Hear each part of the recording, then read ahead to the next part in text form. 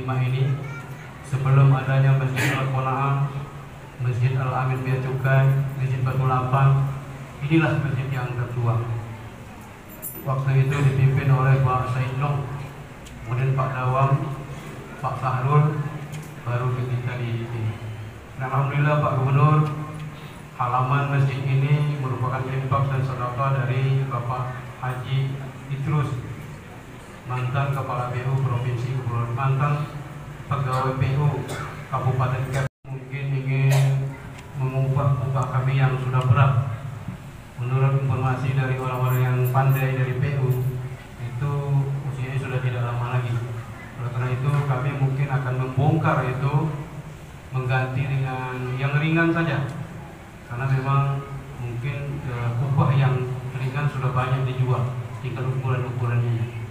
Mungkin dengan izin Pak Gubernur kami akan buat proposal nanti, ya mungkin tidak tahun ini atau tahun depan, kemudian Pak Gubernur berlanjut terus, insya Allah, alhamdulillah, jadi bisa kita dapat melakukan pembangunan Masjid Al-Marhamah ini. Terima kasih atas kunjungan Pak Gubernur.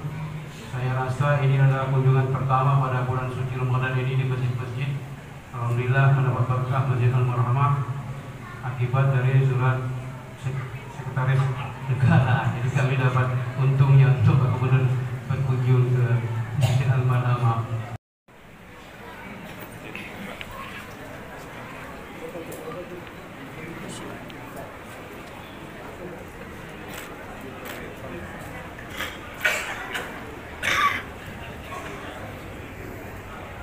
Kita sama-sama mendengar sambutan dari Bapak Gubernur, yaitu Bapak Haji Ansar Ahmad SEMM. Kepada waktu Bapak Gubernur kami persilakan dengan hormat. Bismillahirrahmanirrahim. Assalamualaikum warahmatullahi wabarakatuh. Waalaikumsalam. Untuk 2023 74 miliar. 2023 total bantuan kita anggarkan 94 miliar.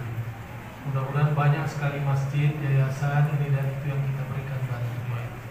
Mudah-mudahan bermanfaat.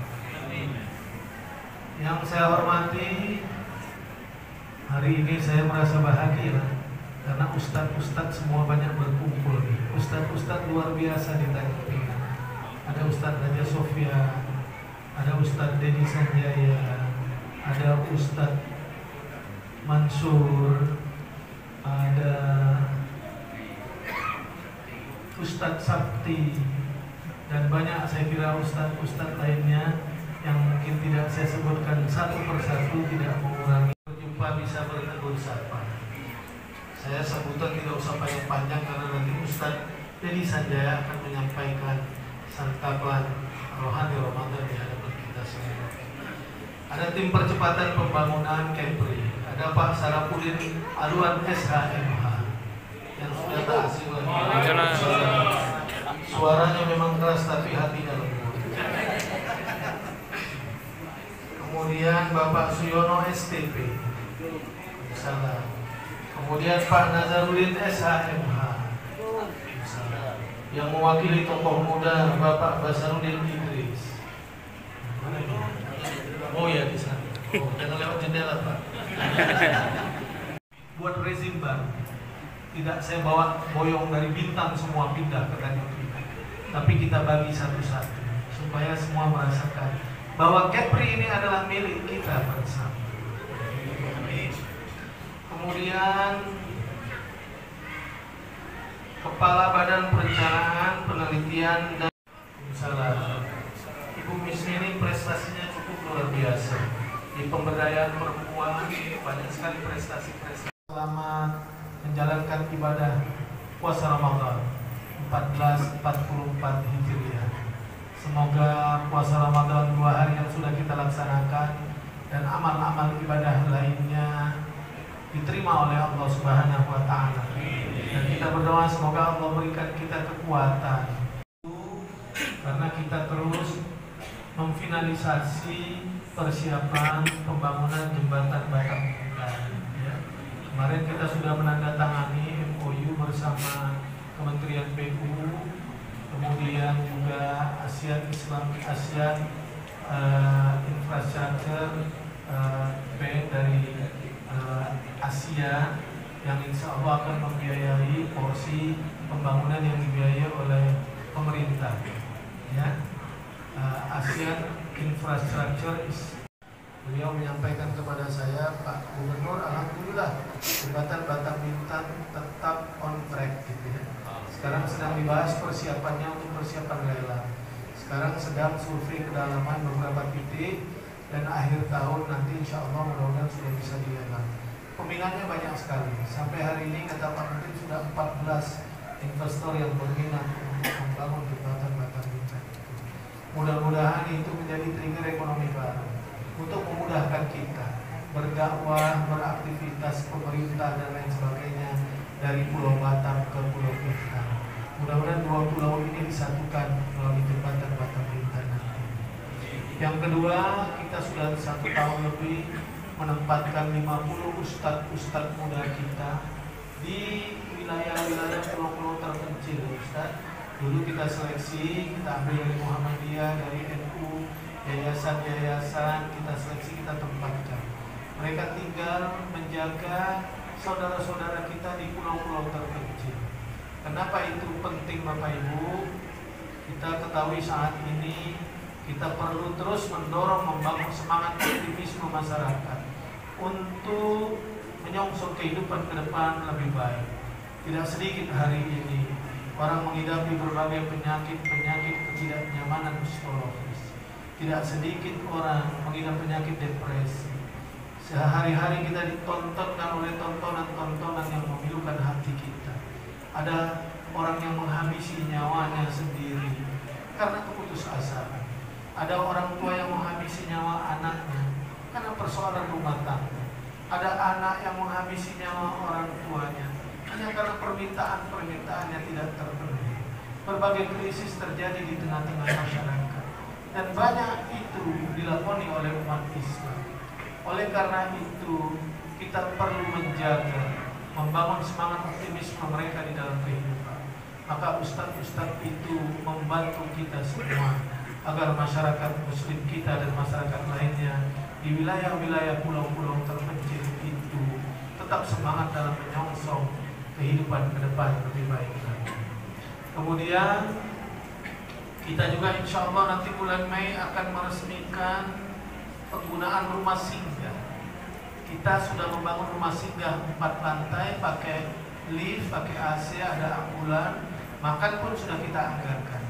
Yaitu di Jalan Gatot Subroto di Jakarta, 1,5 kilo kira-kira dari Rumah Sakit Jantung Harapan kita. Bapak Ibu sekalian, kantor perwakilan Provinsi Kepri yang biasanya hanya ngurus gubernur datang, anggota DPRD datang dan menghubungkan kalau kita mau ketemu menteri. Saya kira kita pandailah semua. Kantornya kita tinggalkan kecil saja, bangunannya kita perindah, kita perbesar. Ada 40 tempat tidur. Ada 2 lantai lagi, insya Allah bisa ditambah 20-30 tempat tidur lagi. Biar ada 70 tempat tidur. Gunanya untuk apa? Prioritas untuk membantu masyarakat kita yang kita rujuk untuk berobat ke Jakarta. Masyarakat Kepri yang berobat.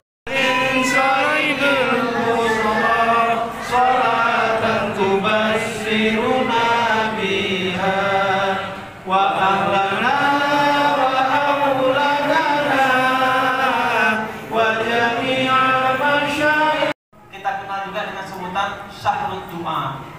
Bulan Ramadan kita kenal juga dengan sebutan Syahrul Quran.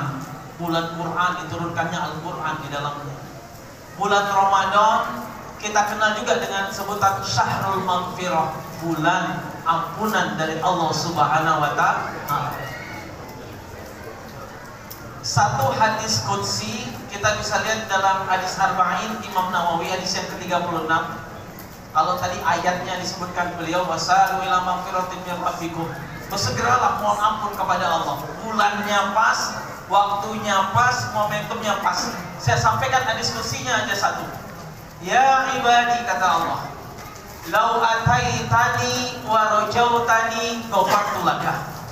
Yang artinya adalah, wahai hamba-hambaku, kata Allah, kalau engkau datang kepada aku dan mohon ampun kepada aku, maka aku akan ampunkan dosa-dosa kalian.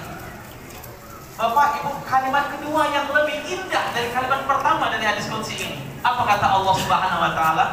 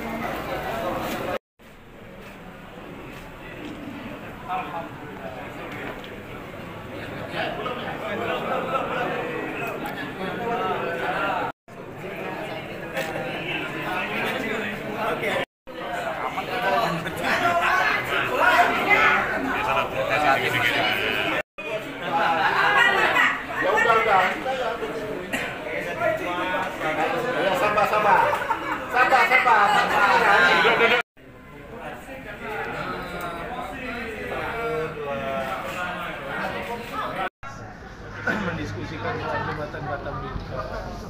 Ternyata kemarin kan masih ada beberapa informasi yang belum sampai ke beliau. Maka beliau koordinasi dengan Kementerian PU, insya Allah mudah-mudahan semua on the track, ya. Track, dan mudah-mudahan kalau selesai nanti survei kedalaman beberapa titik itu, mudah-mudahan nanti akhir tahun atau tahun depan bisa segera. Ya, mudah-mudahan banyaklah yang berminat karena melihat jembatan ini punya prospek ekonomi ke depan yang bagus. Maka kita terus penuhi apa kewajiban-kewajiban kita, terutama segera penyerahan lahan ke Kementerian PU. Tapi kabarnya udah ada beberapa investor yang ini Pak ya? Tadi saya tanya, ternyata ya banyak investor yang punya keinginan ya. Dari daftar yang ada itu sudah sampai 13-14. Ya mudah-mudahan ini bisa lebih cepat lah. Ya, soal pakaian bekas di Kepri ini ya. Dan nanti kita cek dulu sama perindak kita. Kalau dilarang dibakar ya itu bisa dibagikan ke masyarakat lebih baik. Dilarang untuk dipakai Pak? Kalau dilarang untuk dipakai ya kalau dibakar kita bakar. Kita ikut aja tindakan pemerintah pusat. Tapi saya kira kan tujuannya baik supaya mendorong produksi dalam negeri gitu ya. Kalau pemerintah mendorong industri-industri pakaian kita terus memproduksi pakaian-pakaian, akan tetapi pakaian-pakaian bekas dengan harga yang jauh lebih murah masuk ke kita, kan saya kira kita nggak punya kebijakan memproteksi, sementara kita mendorong penggunaan produk dalam negeri. Nah ya kita dukunglah program pemerintah pusat. Oke Pak.